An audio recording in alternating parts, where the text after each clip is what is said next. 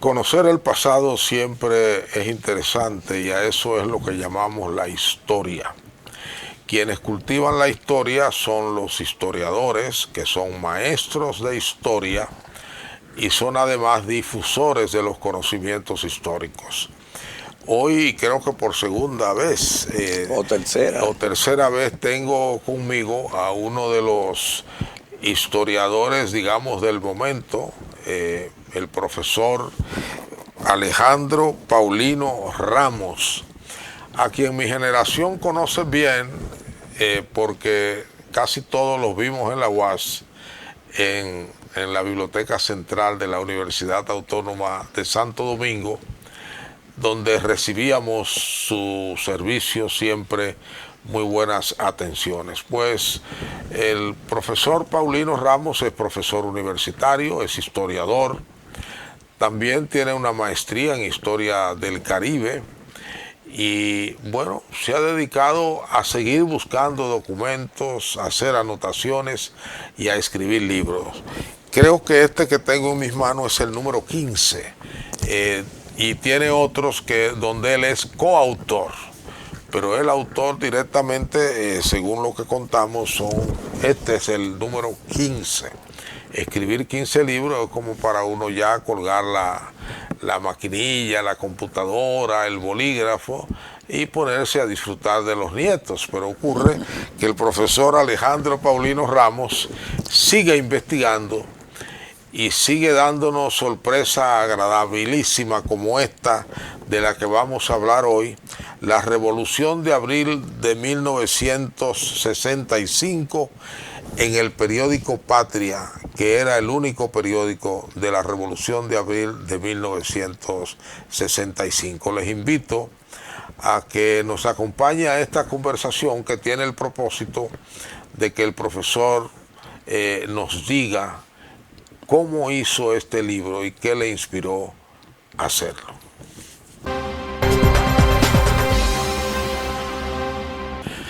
Don Alejandro Paulino Ramos, ¿cómo se siente usted?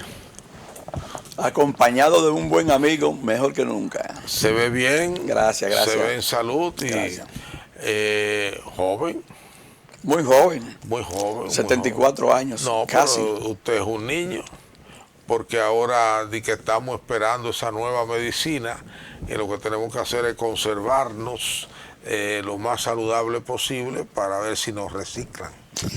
Ya con la inteligencia artificial se habla incluso de vencer la muerte, que ha sido siempre, filosóficamente hablando, una aspiración del ser humano. Yo me alegro mucho en tenerlo por acá, con un nuevo parto, lo cual quiere decir que usted es un hombre trabajador, porque escribir un libro no es fácil. Una vez yo recomendé a un gran literato dominicano para un trabajo, un hombre muy sobresaliente, y quien le iba a dar el trabajo me dijo, pero yo he oído que esa persona no es muy laboriosa. Y yo le dije la verdad, nadie que haya escrito 30 libros es vago. Y ahora digo, nadie que haya escrito y publicado 15 libros, haya sido profesor universitario y haya trabajado tanto tiempo en la Biblioteca Central de la Universidad Autónoma de Santo Domingo, es un vago. De manera que usted es un gran trabajador de la historia, por lo que le felicitamos. Profesor, gracias. La Revolución de Abril de 1965 en el periódico Patria. Cuéntenos, por favor, ¿cómo llegó a usted la idea de escribir un libro de este tipo antes de adentrarnos en él? Realmente este libro es un trabajo de equipo.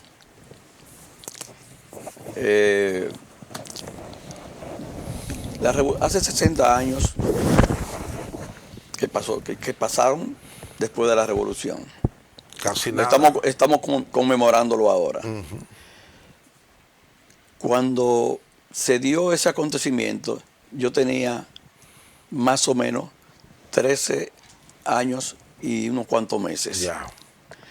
Entonces yo no fui combatiente. ¿Un adolescente? Claro. ¿Y estaba aquí en la capital? Sí.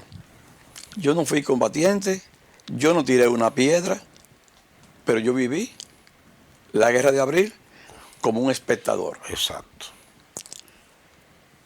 Y lo que a uno le queda en la memoria de ese acontecimiento es mucho, aunque uno no estuviera peleando o combatiendo en ese acontecimiento. Luego, trabajando en la Universidad Autónoma de Santo Domingo, como encargado de la sala dominicana de esa biblioteca central, que ahora le decimos la biblioteca vieja, Sí. porque hay una nueva. Entonces, yo me encontré con cuadernillos de ese periódico que se llamaba Patria, que era el periódico, como usted dijo, el periódico de la guerra de Abril, el periódico de la revolución. No era que en la revolución había un solo periódico, es que Patria era el periódico reconocido como el periódico de los constitucionalistas, que eran los que estaban dirigidos por Francisco Alberto Camaño Deñó. Porque para que se dé una guerra, tiene que haber dos sectores que se enfrenten. Había un sector militar que se encontraba en San Isidro, en la base aérea, principalmente, y un sector de militares unidos con civiles que se encontraban, vamos a decir, en lo que es hoy el Distrito Nacional, o en lo que es hoy parte del Distrito Nacional. Correcto. Porque el distrito se ha crecido mucho. Sí. Pero antes la ciudad de Santo Domingo, la parte del distrito, llegaba solamente aproximadamente hasta la Máximo Gómez. El río Sama por un lado, el mar por el otro, la Máximo Gómez en la parte norte, y si nos fuéramos al sur, no pasábamos de la universidad, porque ya en la universidad para esa época ya estaba, por ejemplo, por donde está la feria, estaba esta zona que le decía, donde la gente iba a marotear, mata hambre. Sí. Bueno, y estaba... Había algunas casas. Y estaba la feria. Y estaba la feria, pero no era un sitio de... No era un sector habitado por casas y personas. Y si nos fuéramos por la 27 de febrero, avanzando hacia el sur, que no existía, llegábamos hasta donde está el Palacio de los Deportes. Exacto. Ya, esa era la capital. Que era de los Michelena. Ah, no sabía que era de los Michelena. Sí. Entonces, recordando aquello y viendo estos cuadernillos en la universidad del periódico Patria, entonces recordaba cosas que me tocaban directamente, ¿no? Y un día salió un documental de René Fortunato, donde René contaba la Revolución de Abril. Yo creo que lo mejor que se ha hecho audiovisual de ese acontecimiento. No, tal vez no lo más completo, pero sí lo mejor elaborado. Hay que felicitar a René Fortunato por este aporte. Entonces, viendo el documental, un día yo lloré. Yo sentí que me tocó, ¿no? Entonces, luego vino la revolución de la guerrilla de Camaño, 1973. Y yo sentí que con esa guerrilla y la muerte de Camaño, yo sentí que se fue un pedazo de mí. Yo estaba comenzando a estudiar historia cuando eso. Yo comencé a estudiar historia en 1973. Y cuando ya pasan años y estoy entonces en el Archivo General de la Nación, me encuentro con la colección completa del periódico Patria. Entonces ya esto es como una invitación a ven, acércate, que de alguna manera tu vida tiene que ver con esto que está acá. Exacto. Como es la vida de todo el que vivió en la capital en esa época. Bueno, y comencé a leer y ahí me di cuenta de que ese periódico que salieron 192 números. Ese periódico tenía la historia, contaba la historia de la guerra. En el día a día, porque en el día a día. Era diario, ¿no? Era diario. Entonces, si es diario y es el día a día, va más allá de lo que podría ser una memoria explicada por alguien o contada en un libro. Entonces, como los diarios, que hay varios diarios, de la Revolución. Claro, pero los diarios, la persona... Está el diario de Tachur, que era escrito desde una perspectiva. Claro, él era periodista. Exacto, hay un diario de alguien, creo que apellido Sepúlveda. Sepúlveda sí escribió, hizo un audiovisual. Exacto, y hay el diario de Lipe Collado. No, hay un libro, primero que esos, que es Pueblo en Armas. Ah, sí, Pueblo en Armas. De José Moreno, que era un sacerdote jesuita, que estuvo en la zona constitucionalista. Junto con el padre Emilio Lapallese. Bueno, ellos dos juntos estaban en la iglesia de San Miguel. A Emilio lo conocí en la prensa, ¿no? Sí, en la televisión. Sí. Él era dominico, había sido dominico, incluso llegó a predicar las 7 palabras un Viernes Santo. Sí, lo recuerdo. Don Emilio Lapallese. Sí. Era español, ¿no? Sí. El Pueblo en Armas, que fue uno de los primeros libros que salió, fue reeditado ahora, creo que por el Archivo. El Archivo lo reeditó. Y es el único libro donde tiene una clasificación psicológica de los comandantes, de los comandos. Sí, y una explicación de qué son los comandos, exacto, quiénes lo integran, el tipo de armas. Sí. Yo creo que es un aporte. Creo que José Moreno está vivo todavía. Sí, profesor era de la Universidad de Pittsburgh. En Estados Unidos. Sí, de sociología. Pero aparte de ese libro de Pueblo en Armas, hay otros que publicaron el Tatsu, que era un periodista. Hay uno que se llama... Bueno, hay otros libros que están escritos por extranjeros. Sí. Pero en Dominicana, el primer libro que se escribió sobre la revolución fue cuando todavía no habían pasado 30 días de haber finalizado ese acontecimiento. Y lo escribió un militar llamado Darío Meléndez, que murió no hace mucho, creo que murió no hace mucho. Y el libro se llamaba Paso a la Libertad. Ese libro nunca lo he visto. El Archivo lo publicó. Ah, sí. Y estuvo el autor estuvo presente con su familia, ya una persona ya con muchos años. Y ahí se cuenta entonces muchas cosas que todavía los profesores y los historiadores no conocen sobre esto. En esos días se publicó también un libro de Julio César Estrella sobre las negociaciones entre la OEA. Un opúsculo. Un opúsculo, sí. Exacto. Él había sido editorialista de El Caribe, y otro de un señor apellido Alfau. Sí, que es una visión de la guerra de abril desde la óptica de San Isidro. Y eso es lo importante porque... Danilo Alfau. A Danilo Alfau la historia es versiones. Claro. Sí. Entonces cuando uno compara las diferentes opiniones, uno puede llegar a conclusiones. Esos fueron, como usted bien señala, de los primeros libros. Pero hay uno todavía que vendría siendo como el segundo, que es Guerra Patria. Ya. Que lo escribió Ramón Alberto Ferreiras, que es el director del periódico Patria.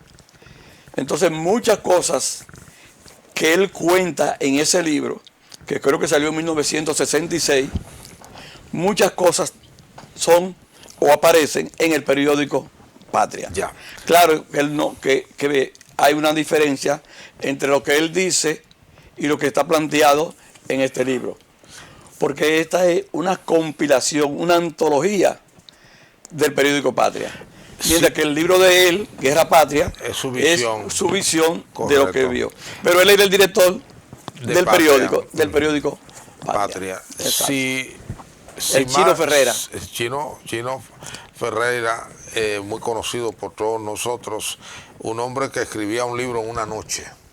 Sí. Y lo imprimía allá en Manganagua. Sí, donde él vivía. Una imprentita que tenía, y ojalá el archivo recogiera. Que esa era la imprenta, una parte de ella, donde se imprimía Patria. Patria. O que ojalá alguna vez el Archivo General de la Nación publicara los libros completos del Chino Ferreira, porque hay muchos aportes. Por ejemplo, hay un libro sobre las mujeres de Balaguer. No, las mujeres de Trujillo. De Trujillo, pero hay otro sobre, no sé si es un capítulo de un libro o un libro sobre las mujeres de Balaguer en esos tiempos donde, como usted sabe, no se podía tocar ni hablar de ese tema, porque era como si el presidente Balaguer fuera angelical. Claro. No. Si mal no entiendo, usted me está diciendo que todos esos hechos que empezaron a internalizarse en usted desde su adolescencia, le fueron dejando grabado muchas cosas hasta que vio el periódico Patria en la universidad y luego se encontró con la colección completa. En el Archivo General de la Nación. Exacto. ¿En qué momento decide usted entonces, en su mente, caramba, pero esto yo debería hacer esto y esto y plasmarlo como libro? Antes del año 2000. Ya yo tenía la idea. Y había comenzado a sacar notas y cosas. Exacto. Pero luego ya en el archivo habían mejores condiciones. Sí. Y me di cuenta que hacer lo que yo quería, que era contar la historia, que el periódico Patria contara la historia de la revolución, no que la contara yo. Exacto. Entonces ahí viene el plan. Antes de comenzar con el plan y ver cómo está plasmado aquí, para que esa historia surja, vamos a una pausa comercial para continuar.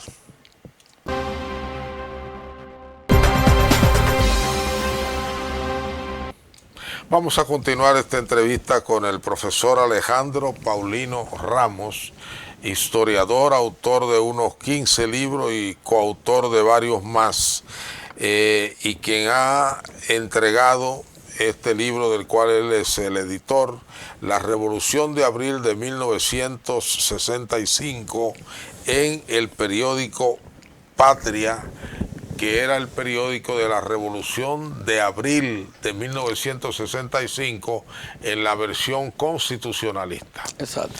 Profesor, entonces llegó el momento del plan. Ya usted tiene la convicción de que tiene que hacer un libro. ¿Qué tipo de libro? Inicialmente, ¿qué tipo de libro quería hacer usted? No, yo quería hacer eso mismo. Esto. Una antología. Una antología a partir del periódico. Del periódico. Primero le hago una revisión a toda la colección. Me doy cuenta de que no estoy en capacidad por sí solo de hacer ese trabajo. Por amplio. Porque ahora es más fácil. Ahora yo con un programa yo puedo transcribir y llevar a Word todas esas cosas. Sí. Pero en ese momento, vamos a decir 2011, y 10, con un 11. lector óptico. Exacto. Ahora es más fácil. Sí. Pero en ese momento había entonces que pasarlo a digitarlo en la computadora, sí, o en la máquina de escribir.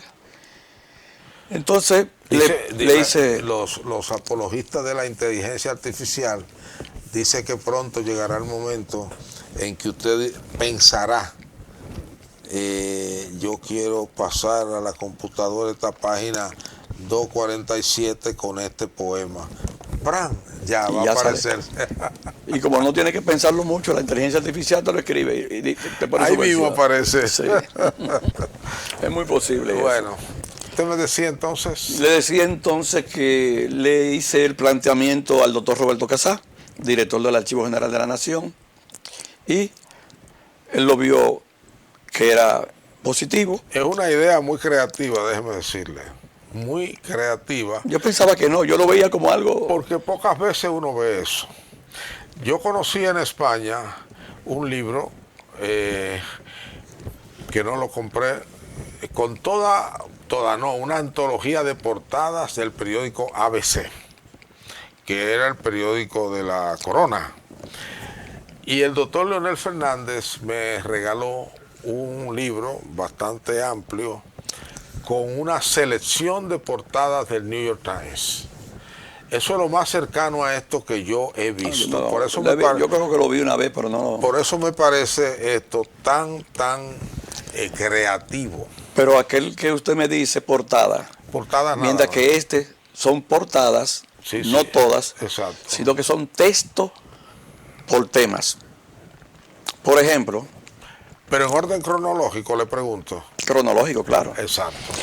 Para que mantenga una leyenda que se vaya desarrollando, tiene que ser cronológicamente. Exacto. Por ejemplo, ahí hay unos 40 editoriales del periódico. Entonces el periódico va contando su versión de lo que está aconteciendo. Ok. La problemática económica, llamando a la gente a combatir, criticando las negociaciones, apoyando al gobierno. Es decir, el periódico va contando lo que quiere. ¿El Pero periódico duró qué tiempo? el periódico duró desde el 14 de mayo, habían pasado 2 semanas que había comenzado la revolución, hasta entrando las primeras semanas del gobierno de Héctor García Godoy, el gobierno provisional. Y salían los domingos, Salía diario. incluyendo los domingos. Sí. O sea que fue, ¿qué criterio, voy a cambiar la pregunta, qué criterio tomó usted y su equipo para de tantos días solo escoger 40 y pico de editoriales? Los temas.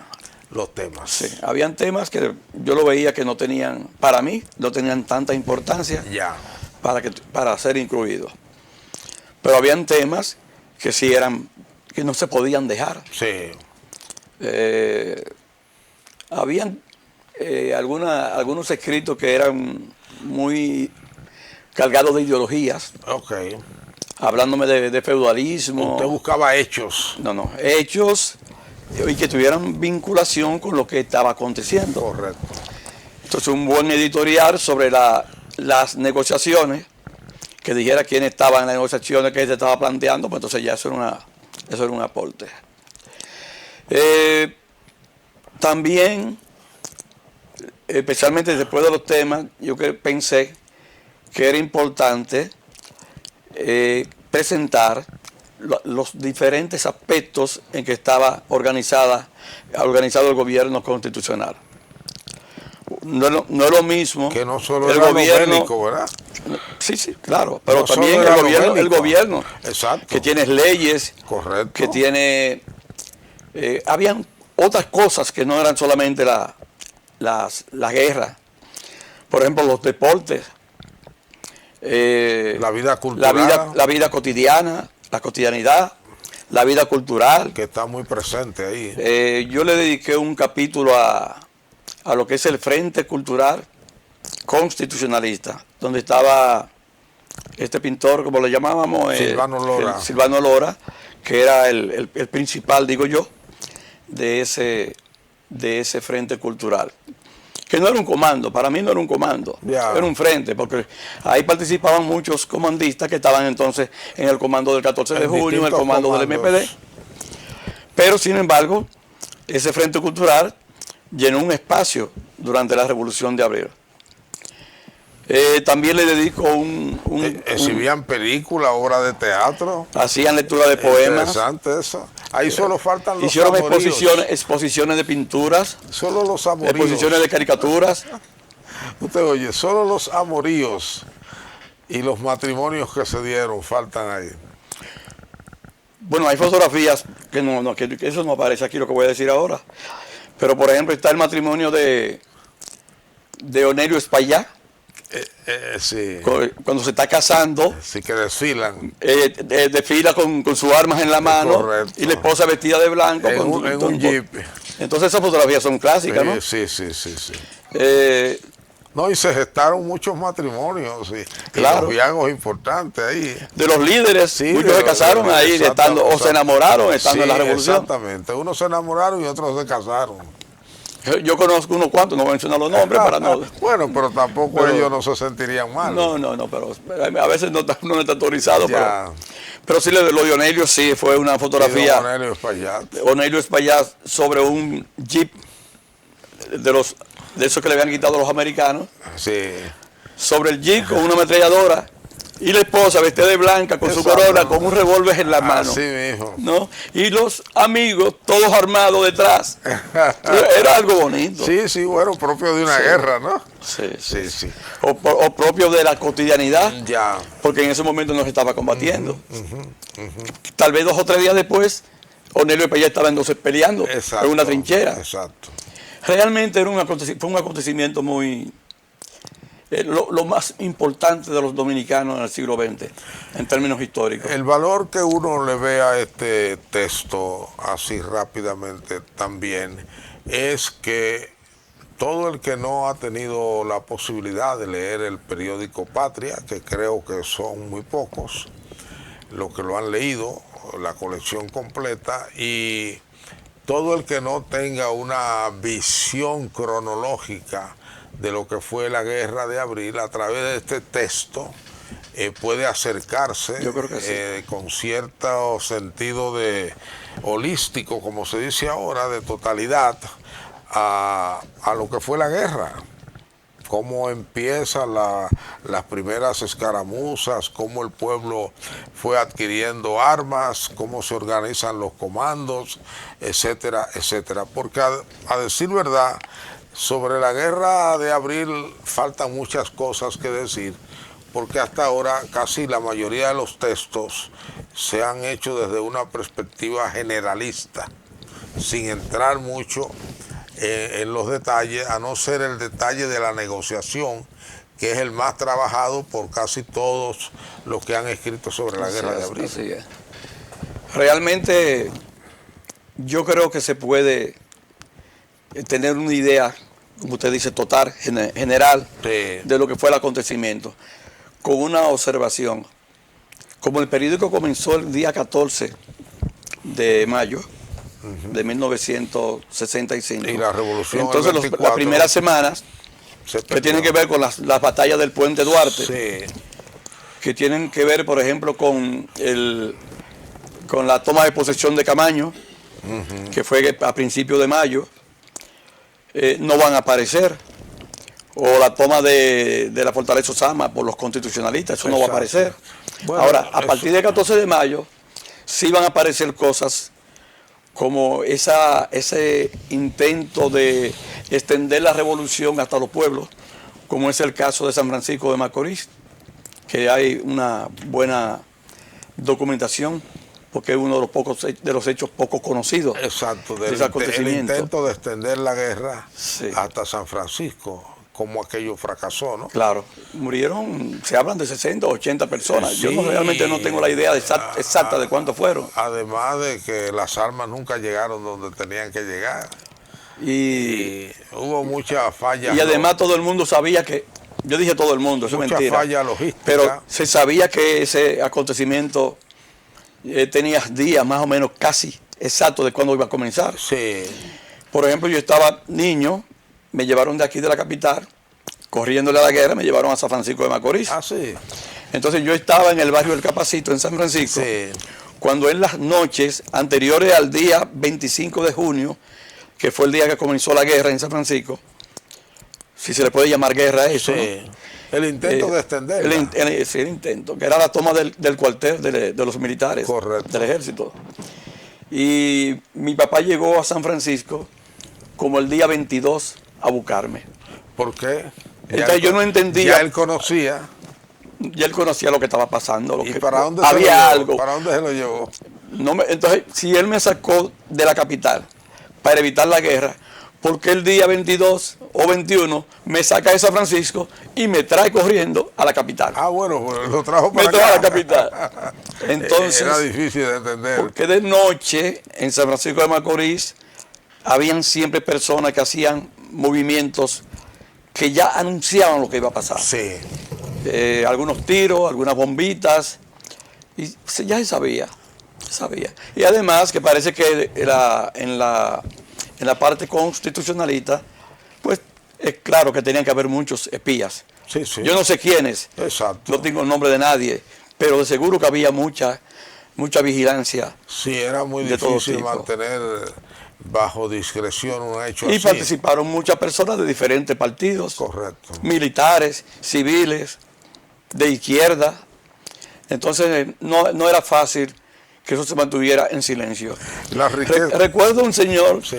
que como parte de mi vivencia de ese acontecimiento de San Francisco, que creo que le llamaban Papito Matacuero, que se dice que ya de noche le gustaba tomar mucho y que ya en bares él hablaba de que iba a comenzar ese Se movimiento. desinhibía. No lo he leído escrito eso, Sí. pero allá en San Francisco, en mi época de muchacho, yo escuchaba eso. La documentación oral. Sí. Bueno, es posible, dicen que el ron desinhibe. Y hay gente muy callada en lo ordinario, en la vida normal, que cuando toman 2 tragos, 3 o 4, pues comienzan a hablar Sí. y se transforman en otra persona. Yo creo que ese señor, si es verdad la versión, Sí. ese señor alertó lo que iba a pasar Ya. el 25 de julio. Hubo otro intento de extender la guerra que fue a San Pedro de Macorís. Y Portenares, Exacto. en algunos pequeños pueblos Sí. del Cibao. Porque yo digo alambradas, lo iban empujando cada vez a un territorio más pequeño a los constitucionalistas aquí en la capital, y entonces como que la salida era extender la guerra, porque aquí lo iban, cuando comienza la revolución, el cerco, lo que uno puede trazar en una Es el distrito de la época. en una especie de mapa, era casi el distrito completo. Yo creo que el distrito completo. Ya, entonces, bueno. El 28 cambia con el corredor. Pero exacto, el corredor Que los divide pero en dos. Después el corredor lo van moviendo. Lo van moviendo, cada vez estrechando más el territorio de los Yo constitucionalistas. diría de la siguiente manera.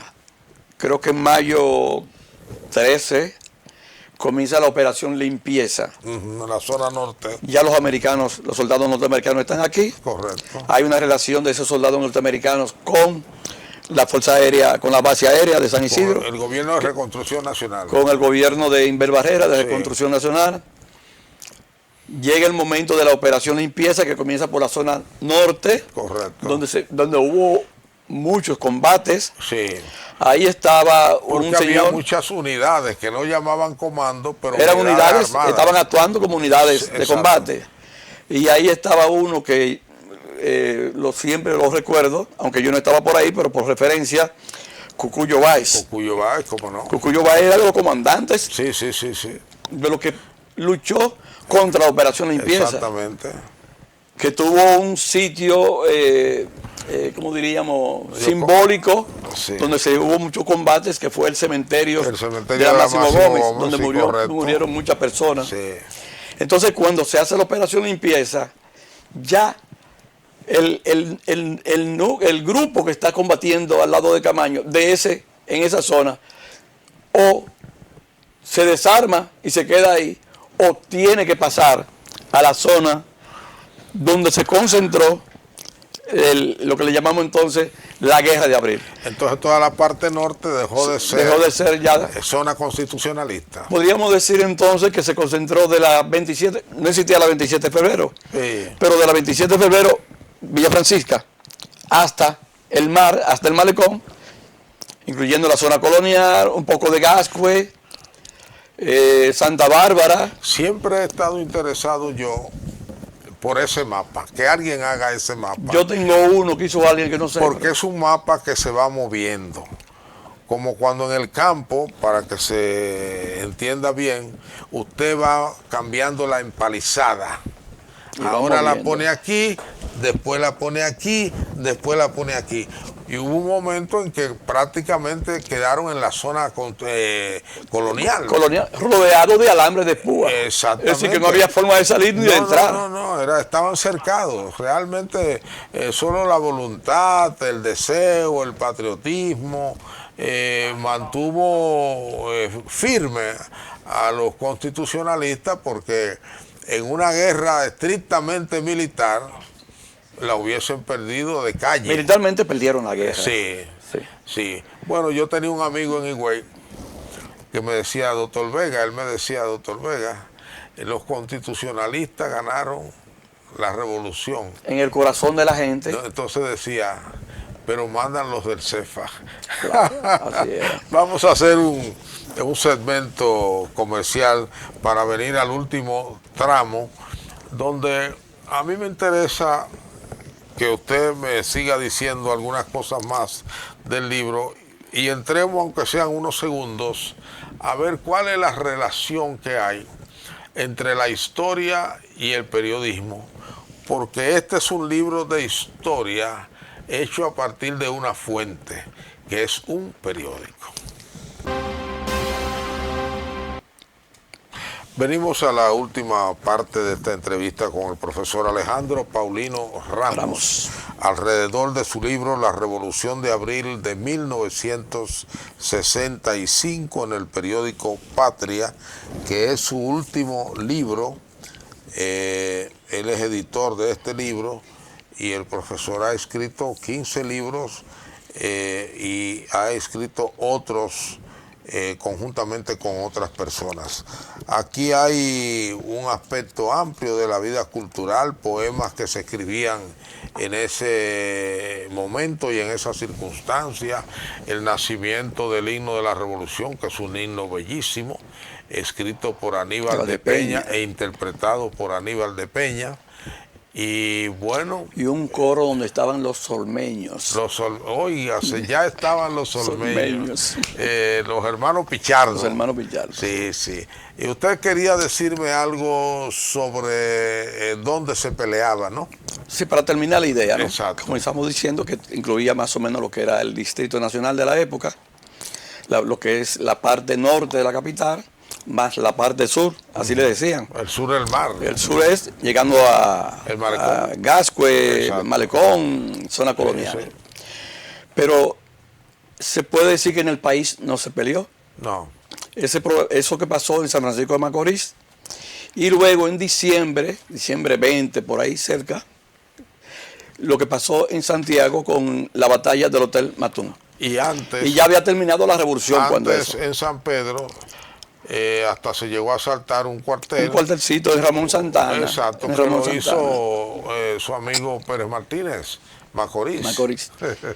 Macorís, que era de jefe de la banda, jefe de la banda Colorá. Mucho después, ¿no? Mucho después, pero fue jefe de la banda. Sí, sí, cómo no. Lo aceptó, lo aceptó públicamente. Cuando los 12 años de Balaguer. Se hizo un trabajo de lumpen. Sí. Eran lumpen todos. Eran todos. Bueno, eran unos delincuentes. Sí. Muchos habían sido izquierdistas. Todos. Algunos habían estado en la revolución. Sí, cómo no. Así era. Quiero decir que la revolución de abril no fue en la República Dominicana. Yo digo que la República Dominicana, la gente de la República Dominicana, una representación significativa, viajó a la capital para participar en la revolución. Sí, cómo no. Por eso entonces los comandos, habían comandos de Barahona, comando de San Francisco, exacto, comando de Moca, comandos por localidades. Correcto. También habían los comandos por nombre de héroes, como Pedro Cadena, por varios, el comando de la Barahona. Es decir, que habían comandos de diferentes tipos. Comando de la Romana. De la Romana.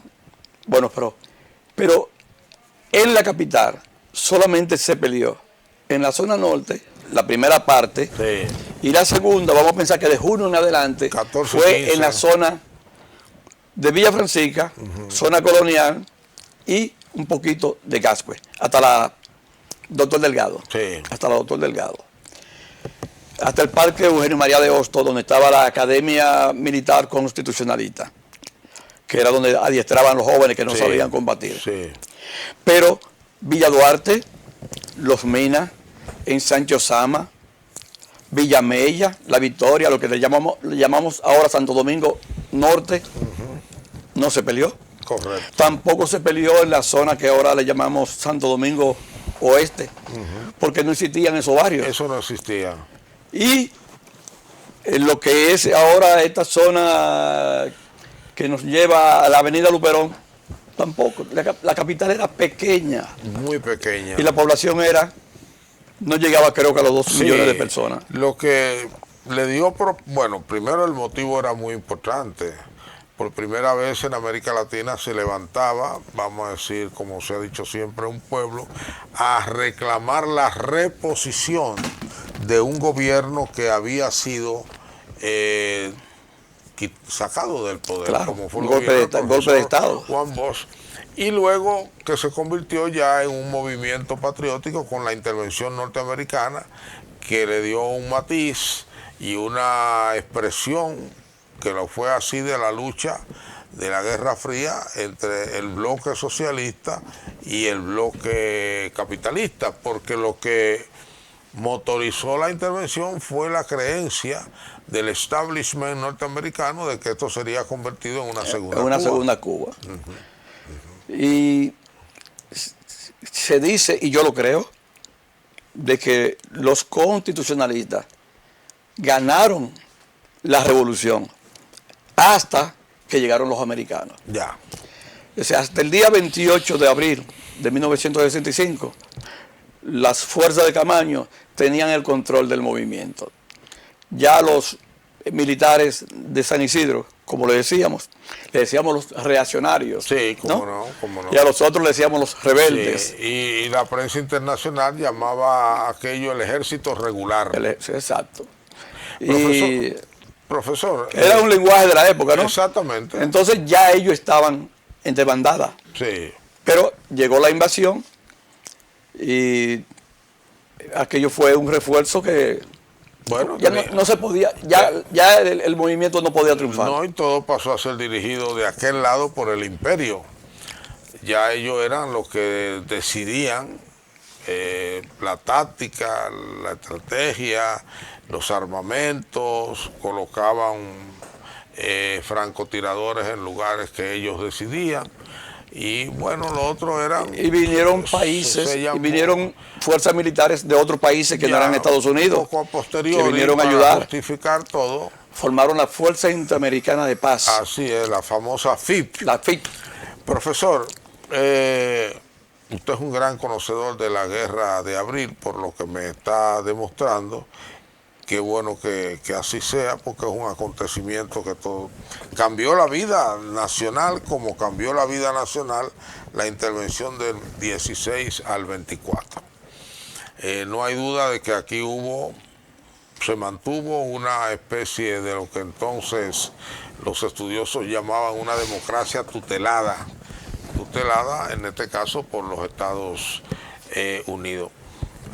Le decía que me gustaría escuchar su reflexión como historiador sobre el tema de la historia y el periodismo, tomando en cuenta que este es un libro fundamentado en el periodismo. Existía un periodista famoso norteamericano que fue editor del New York Times durante muchos años, llamado James Reston, que él tenía una frase que yo he usado mucho, incluso en algunos prólogos que he tenido que escribir a libros de periodismo.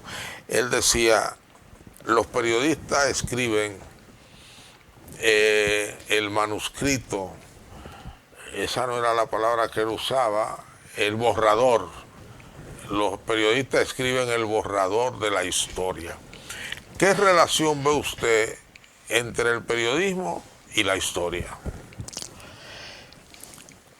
Hay una confusión de muchos historiadores, inclusive, que cuando tienen el periódico en las manos o tienen un documento en las manos, piensan que esa es la verdad histórica. Pero centrándonos en el periodismo, los periódicos reflejan una cotidianidad, pero para mí controlada. Es decir, no todo lo que tiene importancia en la sociedad, que acontece y debe ser registrado en un periódico, no necesariamente aparece registrado. Por lo tanto, si no aparece registrado, tal vez dentro de 50 años se entienden que eso no aconteció. Y sin embargo, sí hubo un acontecimiento, una matanza, una situación de conflicto que merecía en ese momento salir reseñado. ¿Por qué? Porque los periódicos, especialmente los que son del siglo XX para acá, reflejan no solamente la cotidianidad, sino que también reflejan los intereses de quienes dirigen. Cuidado que estoy... ustedes dirigen un periódico, pero es mi idea. De quienes dirigen o son propietarios de los periódicos. No necesariamente. Hay periódicos que dan espacio, inclusive a los que son contrarios a las ideas de quienes son los propietarios. Pero como usted dice, todos reflejan una visión. Una visión. Entonces una visión de clase, una visión ideológica.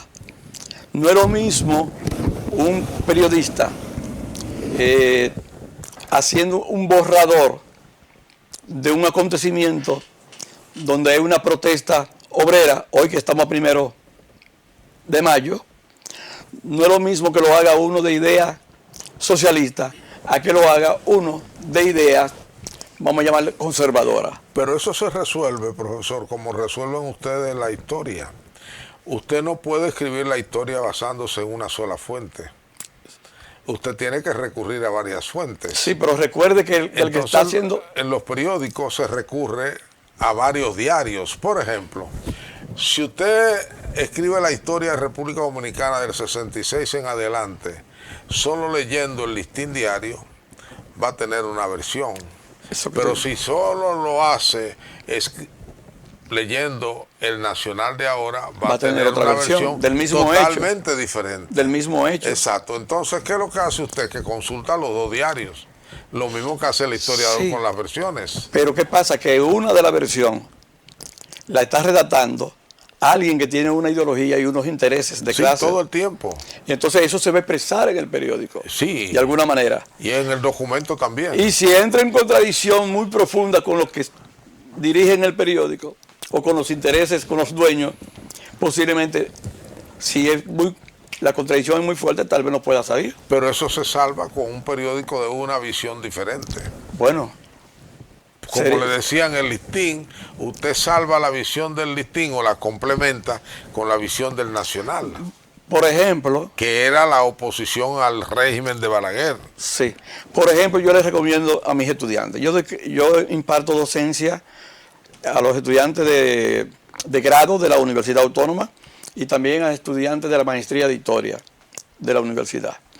Y cuando ellos dicen, mira lo que dice el periódico, yo les digo, pero mira a ver, si tú estás viendo el periódico Patria, mira a ver qué dice el boletín del Gobierno de Reconstrucción Nacional de Enver Barrera, y mira bien qué plantea Pedro Gil Iturbides con el periódico llamado La Hoja, que también salía en ese momento de la Guerra Patria. Esa es la gracia de la pluralidad. Entonces, eso te permite llegar a una conclusión tuya. Correcto.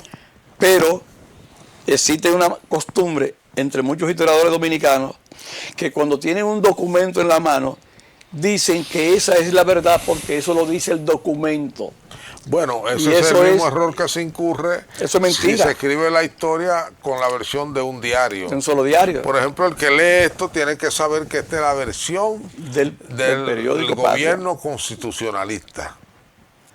Que esto no expresa la versión del Gobierno de Reconstrucción Nacional. Exacto. Ahora, la importancia está en que poca gente conocían esta versión en el día a día.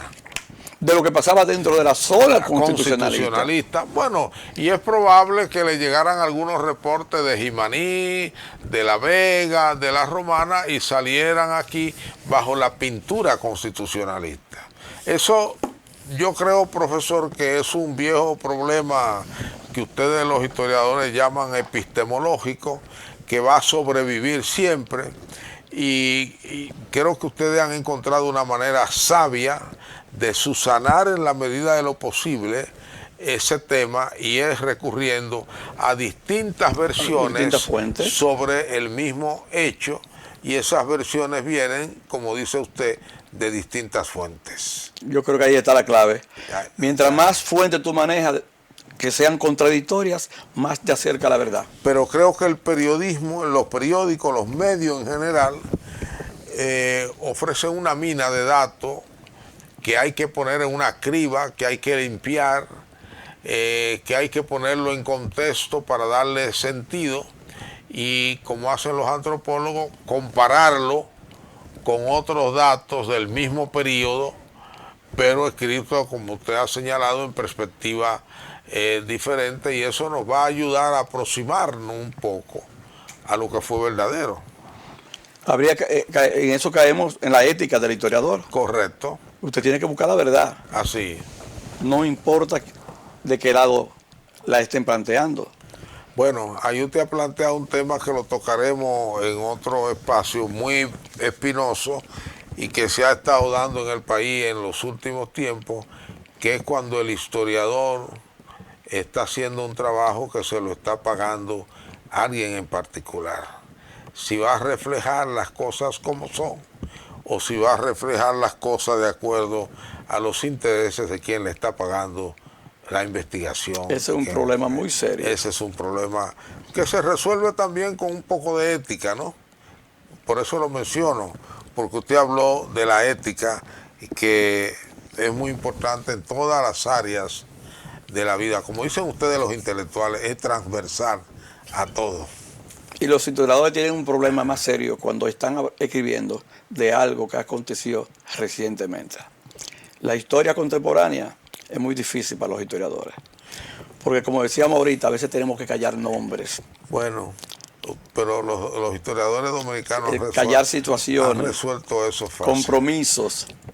Profesor, es serio. Los historiadores lo han resuelto fácil, los dominicanos, que es no escribiendo del presente. Se escribe poco del presente. Américo Lugo. En nuestro Voy país. a escribir de la época colonial. Exacto.